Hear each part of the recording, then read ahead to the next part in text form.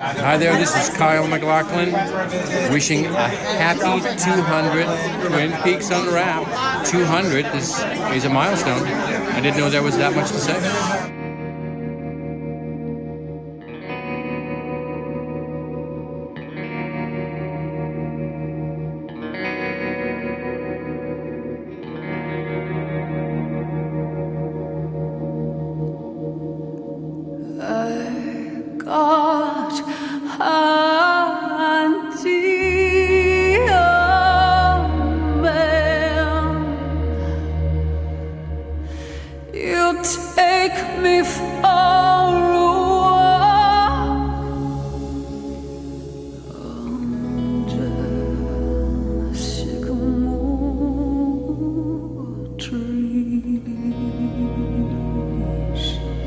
Welcome to Twin Peaks Unwrapped. I'm your host, Ben Durant, and beside me is Brian Kazaska.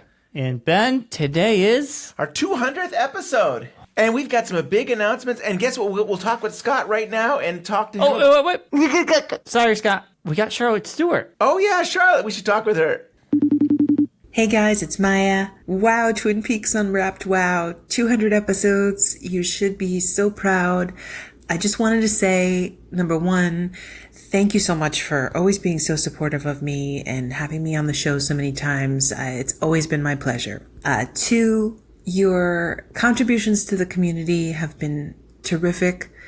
Your support of everyone in the community has been super sweet. I've always thought you guys were incredibly genuine, good people. I consider you some of my favorite folks from this community. So thank you so much for all your hard work. And here's to 200 more. Hello. Hi, Charlotte. It's Ben. And Brian. Hey, Ben. How you doing? I'm good. Thank you for your time. Oh, you're welcome. You're welcome. Can you tell us about how you got to be a part of season 3? I mean, David called you up, said he wanted to be on the show. And David called me up and said, "Hey, Charlotte, you want to go to work?" I said, "You bet." He said, "Well, I got a little bit of Betty in this next project that we're doing, and want you to come up to North Bend and do your act." So that's what I did. It was just one day. Yeah. But you know what? The thing that I liked about it, once I didn't know anything about the new series, not the new series, but number 3. Right. I didn't know anything about it, so I was watching it for the first time like everybody else, and I wasn't in until episode 9. He didn't even tell me what episode I'd be in. Wow. But so I'm watching it, and it was kind of weird and a little different than the original, but I kind of accept David's judgment and his talent, and so I was shocked when Betty appeared. Mm-hmm. As I think a lot of people were, because everything was so strange for the first 8 episodes, and it was still a little bit strange in number 9. But then there's Betty, good old wholesome Betty, and her son's now a deputy sheriff, and life is good, and it's true. It's like, oh my God, there is sanity in the world. It's so true. Yeah, and you had a chair, the magical chair that gave some clues. Yeah. Oh, that was so cool. Yeah, they showed me how that worked. It was so cool. Wow. Yeah, I mean, I felt like Betty was so much wiser. I was thinking she really had grown. I mean, it had been 25 years, but I was so impressed with how wise and sure of herself, and she just knew, why they were there. Yeah. Well, she did live with Garland for, however many years, until he passed away. But, a good 25, maybe 30 years she was with Garland. That makes a person really wise, because nothing comes out of his mouth that isn't wise. Yeah. This is true. He just doesn't, he just automatically tells the truth as he sees it. Right. Mm-hmm. And Garland always saw things that other people didn't see. Yeah. That's what made him so special. It's true. And the fact that he was actually gone made it even more special, because we were, bringing up the spirit of, Don Davis and what he meant to all of us. And I love that David just pushed that image over and over and over. I had no idea it was going to go in that direction, but so yeah, Betty was pretty wise. Yeah. In season 2, Major Briggs sits down at the Double R with Bobby and says, I had a dream and I see your future and everything's going to be all right. And then your character as Betty, she says that to him, like, you weren't ready to hear a lot of this stuff, Bobby, but I thought that was so sweet that you got that moment again to kind of say, I did too. I was really grateful, that to Mark and David for, bringing that up again, that Betty reiterated to her son how much his father loved him and believed in him. Yeah. So that was very special. I loved Don Davis so much. He was living in Canada, and so when he would come to California to do different shows, he was doing West Wing and he was doing a couple other things, he would stay with us. And that was just wonderful, because he's just so much fun to talk to, so smart and so interesting. Everything out of his mouth was just really, he laughed so much. You would not know that by seeing him on Twin Peaks, but he laughed so much. He was just a delight to be with. Wow. Yeah. And so you got to play off of Dana Ashbrook. What was it like, kind of reunion with him? Oh, it was great. We've always just been so close. We don't live anywhere near each other, but he always, treats me like I'm his real mom. And, he's so sweet. He is just a doll. Yeah. And I try to stay in touch with him. I gave David and him the first copies of my book when it came out. We had a reunion after the 3rd season back in North Hollywood. We all met at this big restaurant, and I brought 2 books. Oh, nice. Yeah, and we saw you. I mean, we met you when you did your reading at the. That was in where's that? What? The Great Southern. The Great Southern. That was several years ago. And we bought your book there. Yeah.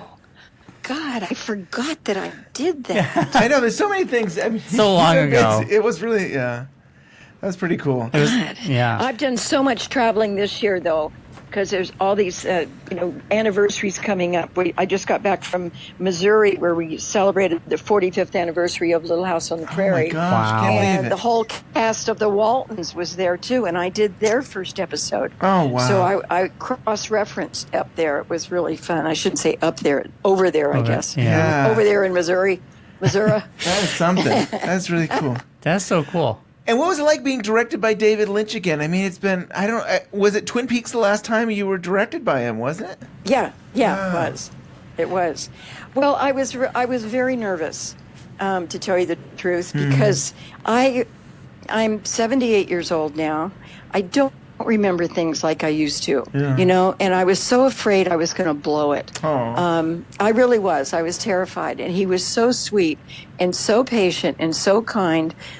He just had us go over the dialogue, together, the guys and me, and until I was comfortable. But he knew that I was on shaky ground, and he didn't let on to anybody else. I have a wonderful picture of him with his arm around me, standing in back of that chair, the part where I open up the secret compartment and pull out the tube. And you see him. He's got his headphones around his neck, and he's got his arm around my shoulder and just, talking to me and just making me feel comfortable and, let me do it a little at a time. Yeah. It's a scary thing for an actor when, you have a little trouble with your memory. But he was very understanding and very kind. So just as well. Yeah, I rewatched that scene again. I mean, we watch the show all the time, but I rewatched your scene again, and you nailed it. And you did so much. I don't usually say this, but you do it with your eyes and the way you moved and the way you spoke every line. It was so good. So it's hard to believe that you were saying you were nervous at all, because it just came off like natural. This is just natural. It's I'm just playing Betty Briggs, But it was so. It brought up family, Yeah. I mean, but with the spirit of Dawn was in the room, and that's definitely what was good. Definitely. And just to go off topic briefly, I read your interview with the woman of Lynch, and that was fantastic. Oh, yeah, thank you. Yeah. I had fun doing that too. Yeah, it was a great interview. That must have been a lot of fun. Remember, I've got it right here. I just don't. I haven't even looked at it. Tell you the truth, he sent me a copy, and I don't know. I do. You got so much going on. and- I mean, you have so much stuff. Yeah, Scott did a great job, and those essays are really great. But I think they did a really good job. And the Women of Lynch, the thing I liked most about it was the cover. All the characters played by fans. Yeah. yes. You know, you go, wait a minute, that's not Cat. Who's this and who's that? And then I caught on it. Oh my God, it's all fans playing the characters. Yeah. Yep, That's awesome. Isn't it something? Yeah, it was a great tribute. Oh, Because definitely. without the fans, where would we be? Right, Definitely. right. Do you think? I mean, is this the end of Betty Briggs? Do we think we'll ever get another Betty Briggs with Twin Peaks? Or I mean, Who knows? Who knows? I Yeah. couldn't tell you. Couldn't tell you. I mean, we never thought. I guess a lot of people thought we'd never get it there'd again. be a 3. Right. Yeah. I was really shocked when he called. And he's so great. He just gets on the phone and calls. I know. And I hear that with everybody. That he's kind of like, "Hey, buddy," or Yeah. "How you doing?" Yeah. Yeah, just like, when I asked him if he would give me a quote for my book. Yeah. And so I'm sitting in Starbucks with my co-writer, Andy, and we're polishing off, some scenes and stuff. And my phone rings, and it's David. Char, you got a pencil? Yeah, I said, okay, write this down. Oh, I love And he it. gave me the quote, and then he said, now read it back to me. I read it back to him. He said, is that okay? And I said, oh, my God. Yes, thank you so much. And we hung up, and I just looked at Andy, and Andy looked at me. We're sitting in Starbucks, and David Lynch calls. It's just like, what? That's so cool. That is so cool. That is awesome. Are you? I don't see you listed. You're not probably doing the festival this year. I'm going to be in Walnut Grove, Minnesota. Wow.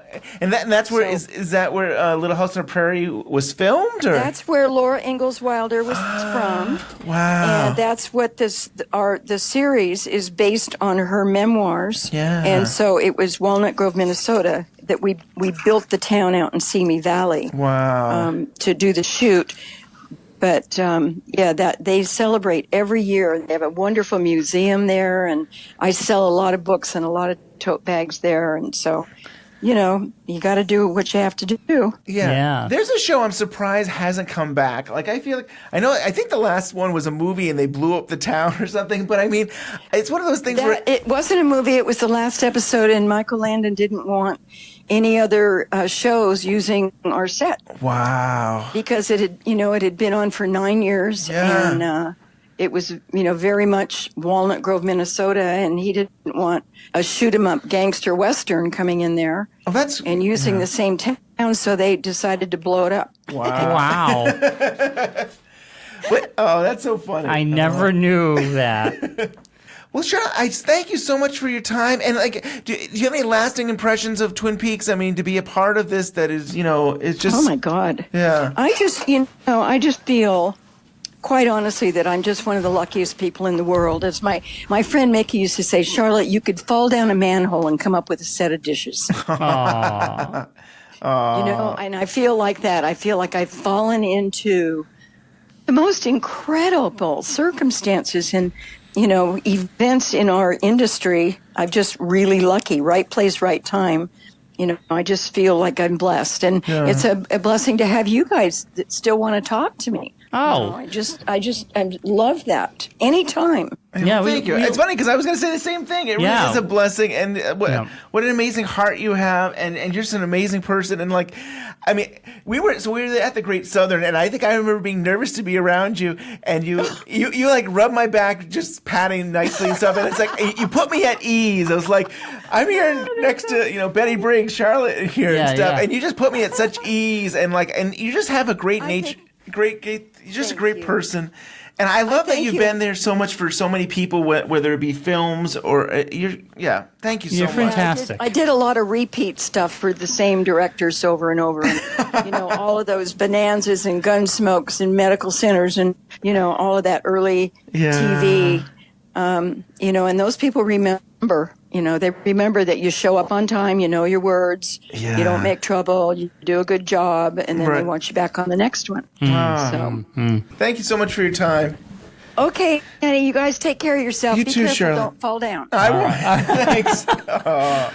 Thank you, Charlotte Stewart. She is amazing. It was so great to get to talk to her a little bit. And this is our first time we got to talk to her about season 3, so it was so cool to get a little talk. So let's talk with Scott and get that announcement now. Oh, wait, Michael Horse. I thought you said... Sorry, Scott. Oh, yeah, Michael Horse. Let's talk to Michael Horse. Hey, Ben. Hey, Brian. This is John Thorne. I want to congratulate you on 200 podcasts. That's quite an achievement. Now that you've been around for so long, you remind me a bit of Hawk's map that we saw in Twin Peaks: The Return. Very old, but always current. A living thing. I can't think of a better way to describe what you guys are doing. Keep up the good work. So we got to talk to you before the series, season 3 came out, and we wanted to follow up and get to talk to you now that the show is over. Mm-hmm. And one of the things you had said to us that they were really generous in the scenes they gave you, and I remember you saying that and thinking, Mike was not in the show at all. And we watch it, and like almost every part you were in. Like I think there was a few that you weren't, but like I thought that it was awesome to see so much of you in season 3. I know, I was really kind. It was probably because I was the only guy that didn't beg for a bigger part. I told them, when they called, I just said, give me a cameo or something. It wasn't even about the money, it's just, I'd have done it for free Wow. It's just such an honor, and after 25 years to realize the impact that it made on television. Yeah. Everything that I like now, watching American Gods and even the Claws thing is a big. There's a lot of Twin Peaks insight in there. Yeah. And a lot of nods to David. There's a scene in there where I got like a rhinestone coat on, black lipstick, and I'm like, this is from one of David's films. Yeah. So it's interesting is that you did the map that's actually in the show. Can you talk about how that came about? Oh, yeah. Well, I do. I'm an artist. That's what I do. That's why I have such deep respect. David and I we have an understanding. We're both painters. I mean, everybody's going now, what's David doing? I say, he's painting. He doesn't want to be, It's, David's truly an artist. People ask me, is David a genius? I don't know what a genius is, but is he truly an artist? Yeah. Yes. Yeah. Right up there with Picasso and Warhol. David likes, he likes, make some money and stuff, but that's not why David does it. Right. And is that map, you do ledger art. Is that considered ledger art?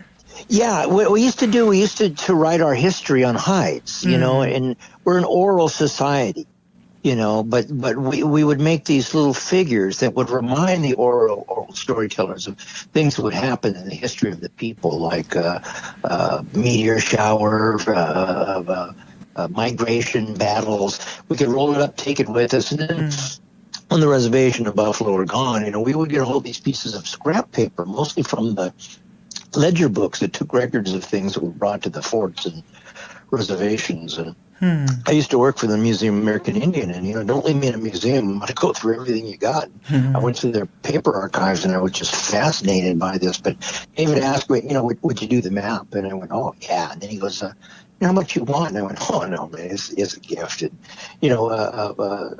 Sabrina said, you know this is worth a lot of money, man. I said to David, I don't have any of your artwork, man. Can you just do me a drawing? And then in the mail came one of his prints, Oh, wow. a very limited edition from his Paris show signed to me. So, it was a really good deal for me, But, yeah, it's... the Hawk gets it. There's stories, especially up in the I'm the most un-New Age guy in all frickin' Berkeley, But there's stories of the places where there's evil that comes from the ground, and stories of the sky people coming and bringing information, and we understand that whole spectrum of the human condition. Yeah. It's interesting, when I saw that film about David's life, as a young man, it gave me great insight into him, And we both had, those kind of, post-World War dads that, couldn't quite figure out what we were going to do for a living. Yeah. But, David is a kind person. I mean, he's when he's working, he wants what he wants, but he's basically, David is a kind person. And I think he's just trying to figure out where does that kind of evil come from? Yeah. Why would you unleash something like the atomic bomb, or why would you hurt a woman? Or, people ask me, is Dave, no, David's not a dark guy at all. He's a really sweet guy. But I think he's trying to figure out where that comes from. Yeah. Makes sense, yeah. And I love the detail of that map. It's so well done. I mean, did you get inspiration from the script? Did David say there's certain things that had to be in the? Oh yeah, there's certain things. David said, I just want this and I want that, and then put in what you want. You know? But like I said, the whole thing, especially up there. I spent a lot of time in the Northwest up there. Man, there's magic, what we call medicine. There's medicine in those mountains. It's really interesting. I was talking to Sabrina, and I said, where's that map? Everybody wants to know. Can they buy a copy of that map? Yes.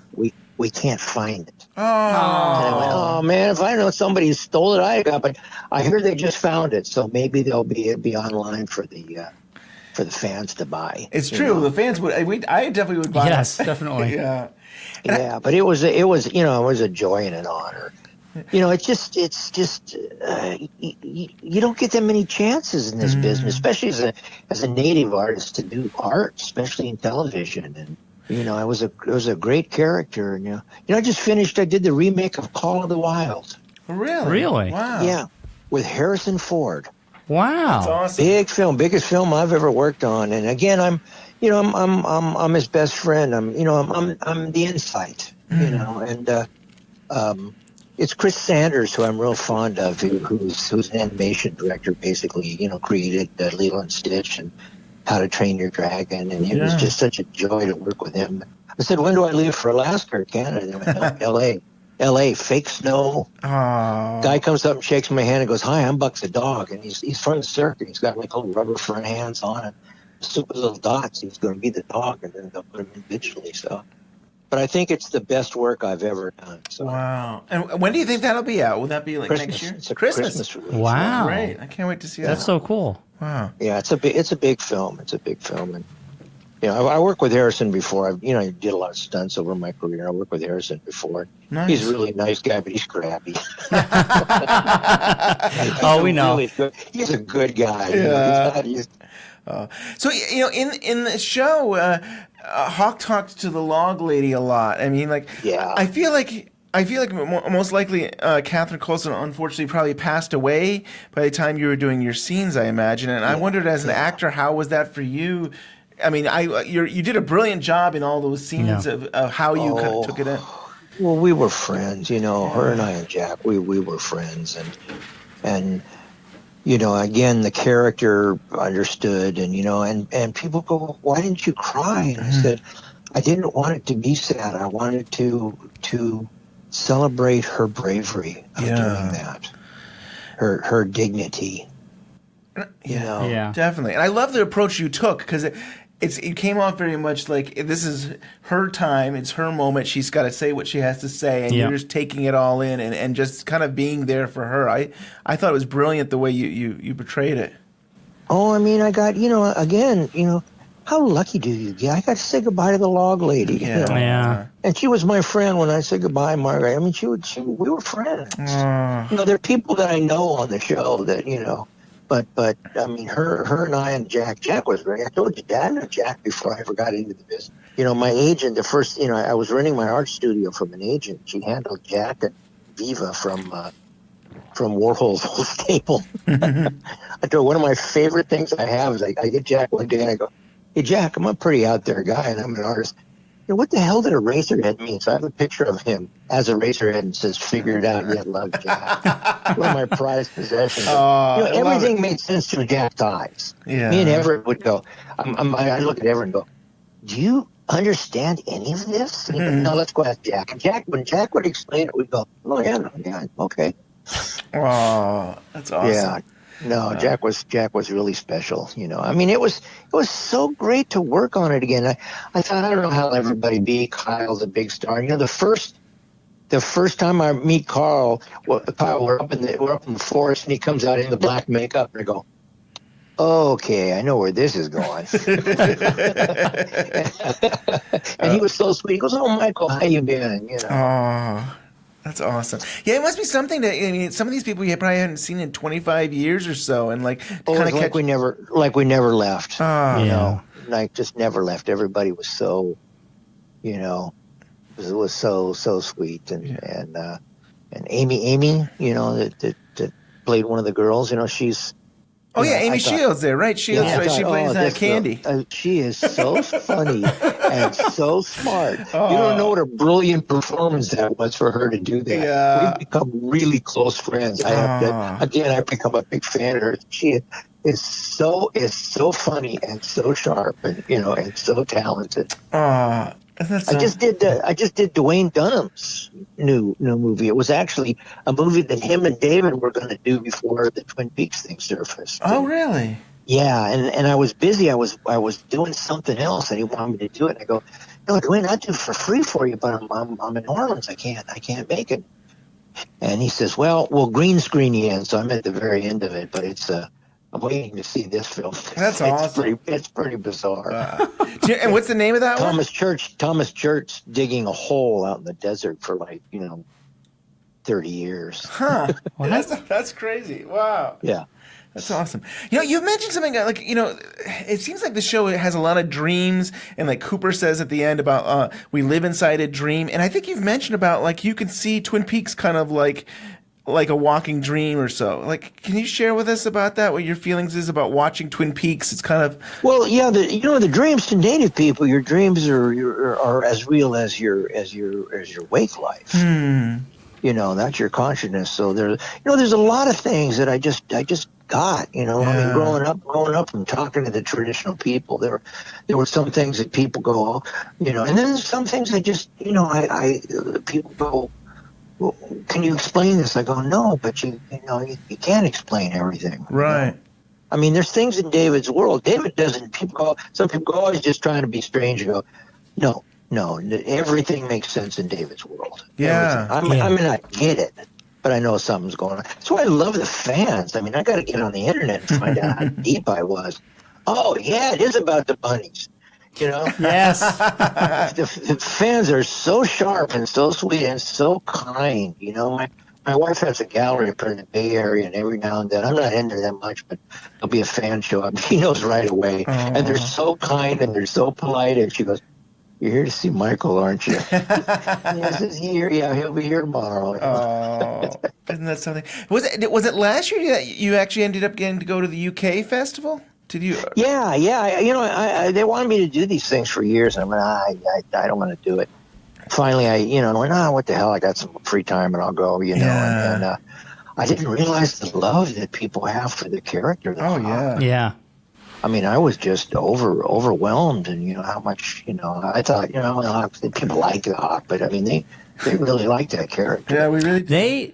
My wife keeps going, "Why aren't you as cool as the Hawk?" Oh, you're cooler, Michael. You're cooler. Nobody's as cool as the Hawk. It's not going to happen, Did you say something? Oh no, I was going to say, Michael, when we interviewed you that February, before season 3 hit.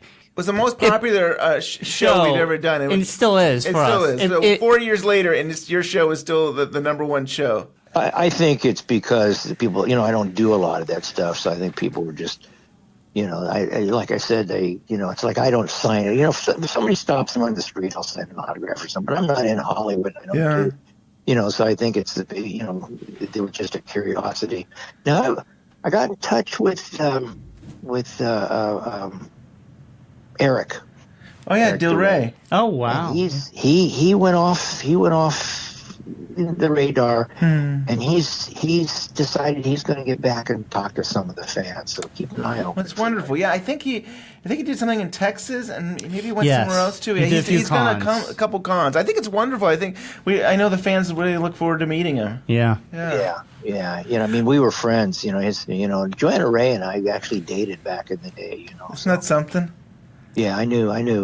He's a sweet kid too. He just kind of went off the path for a while, And it was nice to see Harry again. Harry's an interesting guy. I was asking, a while back before the surface, where'd Harry go? And they said, herding cattle in New Mexico. And I went, no. And he was. Isn't that something? Wow. I was on this ranch and I'm working cattle. And I went, okay. Wow. I always think he's artsy. I mean, he seems like he does photography and things like that. A lot of photography. Wow. Yeah. He's a, and Frederick Forrest was a gas to work with. He was supposed to be the original sheriff, but he was working. Isn't that something? Wow. Yeah. And I love those old timers, man. Yeah. I'll make, come on, man, let me buy you dinner. Just tell me your whole life. Yeah. And he would tell me how he got into business and everything. And again, a sweet man. And the first couple of days, he goes, Michael, I don't get this. I go, you're not going to get it. Once you realize that, he had so much fun. And I said, you're going to get a whole new set of fans. He went to the premiere and stuff with his wife, and he was like a little kid. And he was laughing his ass off. And his wife thought it was so funny, Isn't that something? Oh, wow. Yeah. He was really sweet to work with. Everybody, it was nice to see. To see everybody. Do you think this is the last time you probably will play Hawk, or who knows what's to come? Yeah, people say, "Well, they do another one." I went, I don't. I think it's, I think it's over. Yeah. But you never know. I didn't think it would ever come back in the first place. And one part of me didn't want it to. Mm. I said it's like James Dean. It died before its time. That's part of its legend. But it took 25 years to do it. And it's and it was so funny when we had the premiere. At Showtime hadn't seen any of it. Huh. And they said, Mr. Lynch, would you come up and say a few words? And he goes, this project has a lot of wood. I like wood. I'm looking over the executives at Showtime going, oh, man. Oh, God. What did we get ourselves into here? Oh, that's awesome. It's so funny. Yeah, but television has been, the last, with all these limited series, that in the last 5-6 years, it's the best television I've ever seen. Yeah. Yep. Yeah, there's so much good. We can't even watch it. You can't even watch it all anymore. It's too much. Yeah, I know. It's just the with all the venues now. It's storytelling. Movies suck now. Yeah. It's all like True. If I have to see one more fucking superhero, Yeah. And I think Lynch feels the same way, that television can be kind of like the independent. It's a new art house. Yeah, it's a new art house. Yeah. Oh yeah. And so you also did the Secret History of Twin Peaks audiobook. How was that doing the audiobook? Oh, that was. I do a lot of voiceovers, but I'm dyslexic. I quit school early. I'm dyslexic, so I show up and I go, it's going to take a while. But yeah, it was great. I do a lot of voiceover stuff. Yeah, and that's why I'm doing. One of the reasons they hired me for Call of the Wild. I'm telling the story. Oh, I like that. So you're the narrator? That's cool. I love it. Yeah, I'm not narrating through the whole thing, but I'm doing a lot of narration. I love it. About the dog and what the dog meant, and wow. I do a lot of animation voices. Yeah, it's really fun. It's all the people you went to school with used to make gas noises and sent to the principal's office. Oh wow. Yeah, I've got one that my wife and I are working on. That we're doing out of the Art Institute up here. It's about a coyote and a raven that own this little tiny gas station in the middle of the desert. When you show up, he won't take your money. But you got to tell him a story and leave something. Yeah. And you go inside the gas station. It's huge. It looks like the warehouse of Raiders of the Lost Ark. And the coyote knows everything. And the raven is, they were asking me, any native women actors that voiceover? And I go, no, they're all in L.A. And instead of my wife, my wife's a big time activist, she goes, no, I don't want to do it. And I go, come on, man. And it was so much fun. And the raven heckles the coyote, so she started saying everything she ever wanted to say to me. And the producers were wetting their pants, They thought that was so funny. So I think that'll be done next year. But yeah, now I'm back cleaning my chicken coop. So Yeah. Well, this has been great just talking to you and catching up. And I mean, I am amazed at how much you were on the show. And like, I was rewatching your scenes today, and I was like, oh, I love that he had the bunnies and stuff like that. There were so many good scenes that you were in, and it was comical and it was fun, and it was so great that you got to be part of the show again. Well, I mean, the Hawk is he's the ground, he's the grounding for all of that. Yeah. And he understands. He doesn't quite understand, but he knows something's going on as opposed to a lot of other. Yeah. Sure. Tell you a really funny story. I'm supposed to go over to the house to see Grace. We're filming Grace's house, right?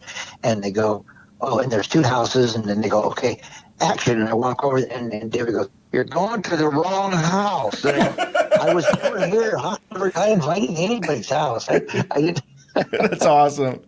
Because I saw somebody come out of the house, and I thought, oh, that's where they're filming. Right. So he goes, no, it's the house next door. Aww. The funny thing is, I mean, the Palmer House is very famous for the TV show and stuff, but we actually got to go there around the festival time, and I don't know if I could tell you the neighborhood or where it was. I mean, it is, there's so many different houses. How do you know which one to go to? Yeah. I think that's so funny.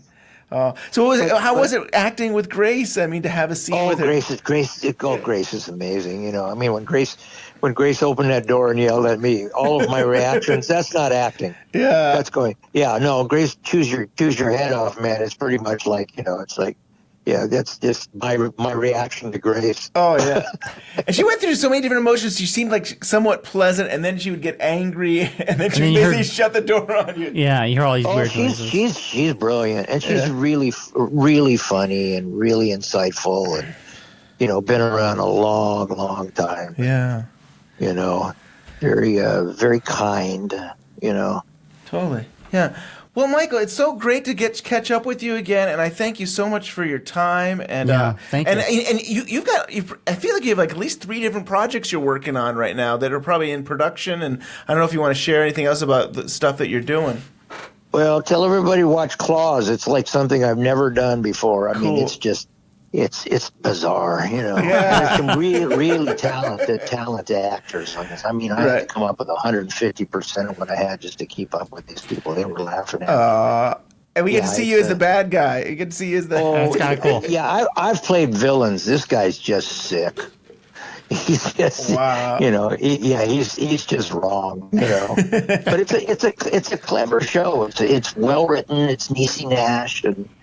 Katrucci Trans and a lot of character actors. But I got a couple of things. I've been turning down some stuff. I did a couple of bad sci-fi films that I shouldn't have done. But now I get to be the old guy that goes, "Don't dig there." My wife goes, "Do they ever listen?" No. There's always an old native guy that goes, "Don't dig in the burial ground." Oh, did you guys see the Dead Ant movie I did? I saw it at Best Buy. I haven't picked it up though. Oh! You got to see that. All right. With Tom Arnold, right? Yeah. You can buy it now. I know because when we last talked, it wasn't out yet, so it's out now. Yeah. Oh, I gotta check it out. It's on demand, and it's on Amazon Prime. Oh, okay. I'm gonna check it out. Yeah. Yeah. You guys got to see it. It's freaking hysterical. Yeah. Wow, that's awesome. Yeah. I can't wait. Yeah. You guys will laugh your ass off. It's a classic cult film. Yeah. Wow, awesome. Yeah, cool. Well, thank you so much, Michael. You're the best, and I hope you're well. And it was so good talking with you. Yeah. All right, boys. Thank you, man. Thank you, Michael. For your interest. Anytime, man. Hey guys, this is Charlotte Stewart. You might know me as Betty Briggs on Twin Peaks, all episodes. And I just want to say congratulations for your 200th episode. That is fantastic. Way to go. All right, finally, after bumping him all evening long, we have our special co-host, Scott Ryan. Scott, how's it going? Oh, I guess he got tired of waiting for us. Scott's not even there. Oh, now you want to talk to me. Sorry, we had important people on. Yeah.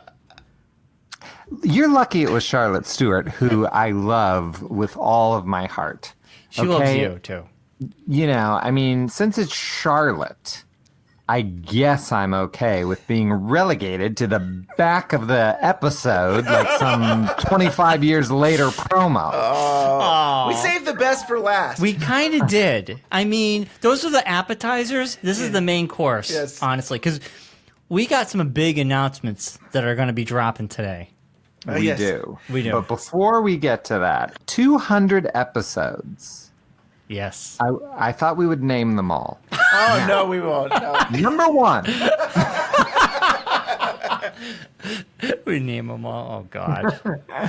What do you remember about episode 142? That was really my most important question. I do remember all the episodes that we had you on. And I also remember our best ofs, which is some of the best episodes ever. Because you took control over them. That's Yeah, what made yeah. you made them good. You made them a Red Room. No, we would never do that kind of production on the Red Room. Are you kidding me? You had your own Tonight Show Yeah. for one episode. I mean, come on. It was We so took you much- hostage one episode. Yeah, I think my favorite one was the hostage one. I really That's did great. enjoy That's that. classic. And I think we used Charlotte Stewart on that one too, didn't we? I Yes. think we did So- say that you were blackmailing me with compromising pictures with Charlotte Stewart. Yes. That's I believe- funny. Yeah. Oh. So we really did have. I like to say I am the Don Rickles of Twin Peaks Unwrapped.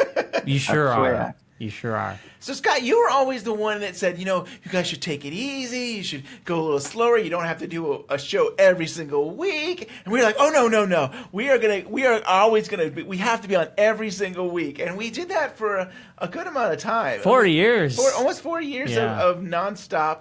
I think, maybe I got sick one day, but for the most part, we've never missed an episode. Right. A week. And then, all of a sudden, in March, we decided to go bi-weekly, and we were just like, okay, we can slow down a little bit. We can... And has anyone noticed or cared? No. No, and I don't know if we should say this, but we still get almost the same amount of people. I mean, like, same amount of downloads, and I don't know how that's possible, Yeah. unless we were doing so much that people couldn't keep up with them. Well, that's the problem. That's what I kept telling you. There was too much content, Too and much people content could for not keep people. up. Yeah. That is amazing.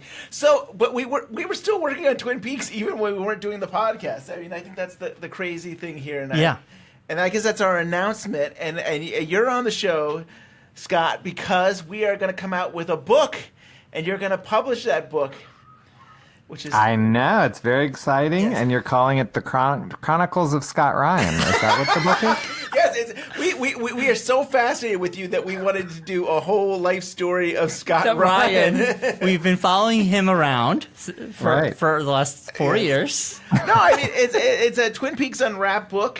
It's going to be based on the podcast. We've got a lot of interviews. It's kind of our journey. And I think if we do it right, it'll feel like a community journey. I mean, I think it'll be just more than just Brian and Ben. It'll feel like it's part of the community. Right.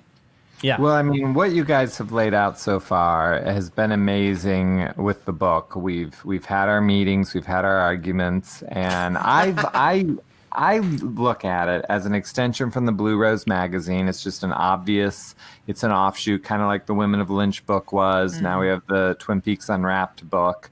And it's basically going to be the podcast in book form. Yeah. That's the way I'm looking at it. Yeah. So people can take you with them. They take you in their ears. Now they're taking you in their hands. This is Francine the Lucid Dream from the Pink Room Burlesque, wishing Twin Peaks Unwrapped a giant congratulations on their 200th episode. We'll see you in the trees. Do you have your phone with you? Yes. Could I text you something? Ooh, something exciting. All right, Yeah, here it comes. Here it comes. But we've done this before, and it's not worked. So let's see. That was on your end. That was All right. in your end, so Yeah. maybe. Oh, I see how it is. It says it's delivered. It says you read it. Oh my goodness. So what are you saying? I am seeing a picture of Ben and Agent Cooper. Kyle MacLachlan. Kyle MacLachlan. Kyle MacLachlan. He's And- in the book? He's in the book. We got an interview with him, and he is going to be in the book. And I think that's what we're announcing right now, that we got an interview with Kyle, and He will be in it's the gonna book. be That is good. so exciting. I know. huge. I don't know.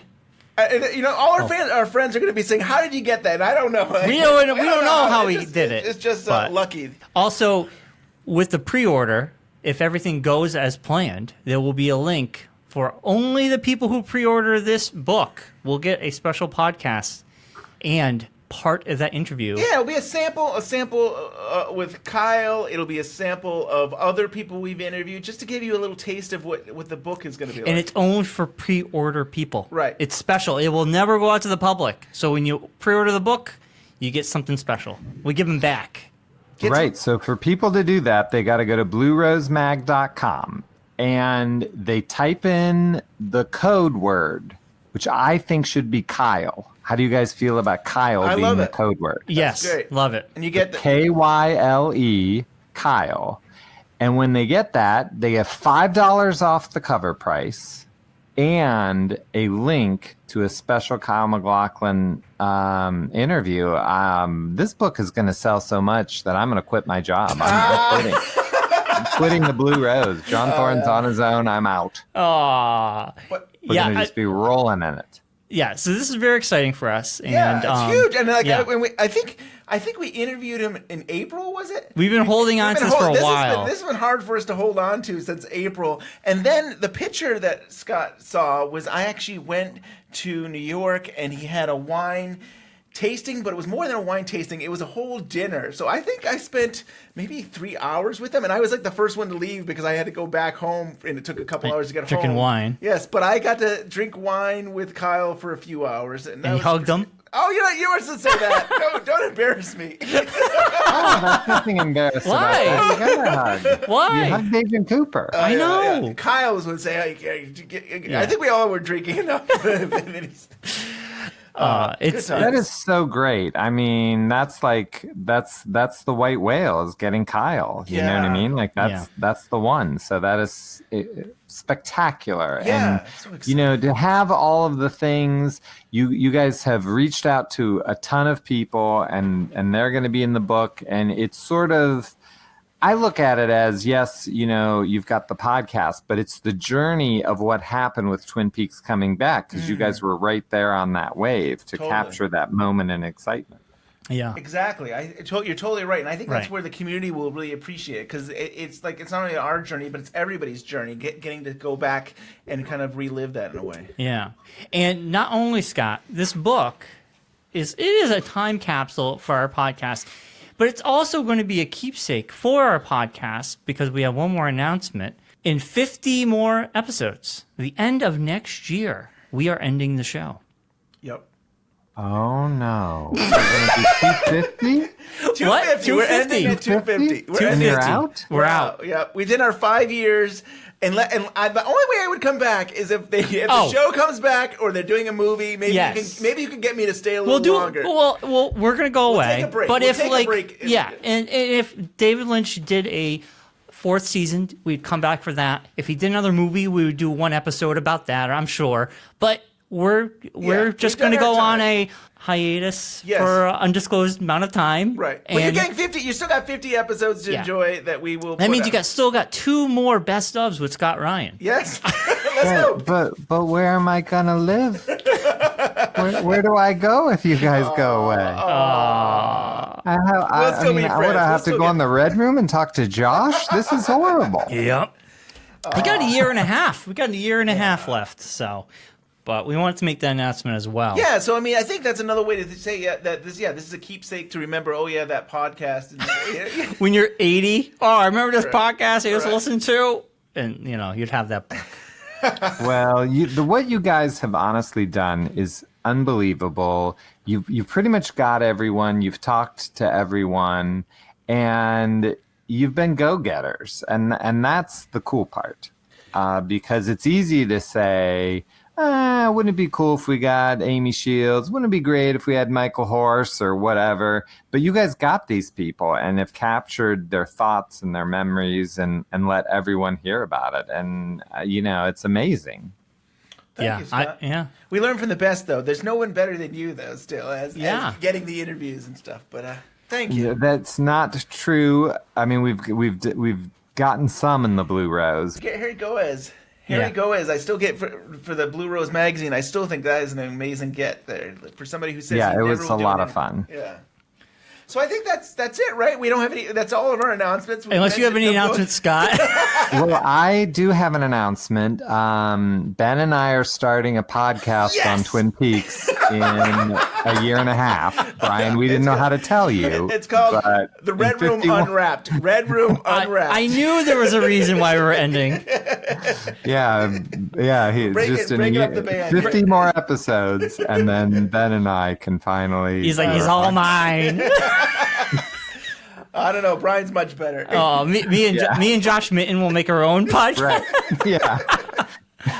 Nice. Exactly. It'll be perfect. But honestly, what you guys have done in 200 years and 200 episodes is amazing. But I'm busy on episode 250. Unfortunately, I can't. I'm busy that day, which is a shame because I would have loved to have been on it. Well, maybe we get you on 149 there. Yeah, don't worry. You're gonna be doing like the best of the series. The best of 250. 250 episodes. So thank you, Scott. Thank you for coming on. Thank you for agreeing to publish. I mean, we it's love very exciting, and people can go to bluerosemag.com. It's also will be up at scottryanproductions.com, but it's probably easier to go to Blue Rose Mag, and you type in Kyle, you get the you get $5 off the cover, and you'll get the link to the super secret thing, which is going to come out probably later in the year, but you will have access. Yeah, man. I'm emotionally spent. Yeah. I know. This was crazy. It was worth waiting around listening to you talk to a bunch of people for 3 hours so I could come on here. Yeah. Hello, this is Gisela, Sweden's biggest Twin Peaks nerd, and I just wanted to say congratulations. Congratulations. With love. Thank you, Scott. Thank you, Michael Horst, and thank you, Charlotte Stewart, for being on our big 200th episode. This episode has been a long time coming. We've had these little secrets on us for so long. It's just so nice to talk about them now. I've been wanting to talk with like our friends about this. I would be like, yeah, we talked with Kyle and we did all this, and we've had to keep this secret for so long. Right. Now we have more secrets. We're filled with secrets. we are filled with secrets. I don't know. I mean, this is a pretty big one. I don't know is. if we can get any bigger than this. But. No, we can't. But I'm just saying, we are still filled with secrets. We'll sprinkle them out over the next, 6 months or so. Right. We will sprinkle them out leading up to the release of this book that we've been working on. So we're hoping everybody is excited about this as we are. Like I said, when we end this show at the end of next year, this is a good keepsake. We will make this special podcast for everybody who pre-orders. That will be released a little bit later on. So we just got a lot of things happening, and it's all very exciting for us. Yeah, it's very emotional. I felt like an emotional weight came off my shoulders today. Me too. Yeah. And sometimes you're like, is this really happening? And it's right. It's like when we actually talk to Scott, it's like, oh, this is really happening. It's really happening that we're working on a book. It's really happening that the show will be ending next year. These things are happening. Yeah. I know. Is this real life? Am I dreaming? I know. So we do appreciate the community who's been with us since the beginning and people who are just getting into our show now. We appreciate all those comments. We appreciate those 5-star reviews on iTunes. We appreciate you subscribing to us on YouTube. And we appreciate the emails at twinpeaksunwrapped@gmail.com. Everybody who's been joining me on Facebook, liking stuff. We got, I'm always trying to keep current with the news on Facebook. I think I'm doing a good job. You're doing great. And you got the Twitter. Yeah, Twitter's awesome. I love the community. It's great. And just, being a part of the community is something else. Yeah. And if you'd like to support us in a small way, all the links to everything we talked about is in our show notes. But TeePublic, buy a shirt, a mug, whatever, in our TeePublic store, and a little bit of that will help us keep the lights on for yet another year. But definitely click on that link, pre-order the book. You got the Kyle code that will save you some money, and that pre-order will help us. So please pre-order, And I don't know, is it clear to everybody that we're self-publishing, that, working with Scott, that this is like, Yes. we're not a big corporation that, this is us self-publishing. It costs money to actually print these books. that's why your pre-order is going to help publish this book. Yes. So it's a pre-orders are great. big deal. So, I mean, if you've enjoyed the show, we really appreciate the support in making this book. And so each pre-order will help to print the book. Scott has been so generous to allow us to do this with his publishing company that he started, which, so it's a great opportunity for us. And I think the support of the fans of the community over these last 4 years, going on 5 years, has really helped us to make the decision to do a book. And I mean, that's a drive. Yeah, it's a drive. You guys, really. It totally is. And and I think it'd be, with the show ending, it's kind of like someday the podcast won't be available and stuff. And just to be able to have those interviews still to look back on, I think will be really exciting. I feel it's going to be a community book. It's our story, but it's the community story. And I'm excited for people to check it out. Right. Yeah, definitely. So with that all being said, we are so happy you guys joined us on this lovely 200th episode. And we'll be back in 2 weeks. See you soon.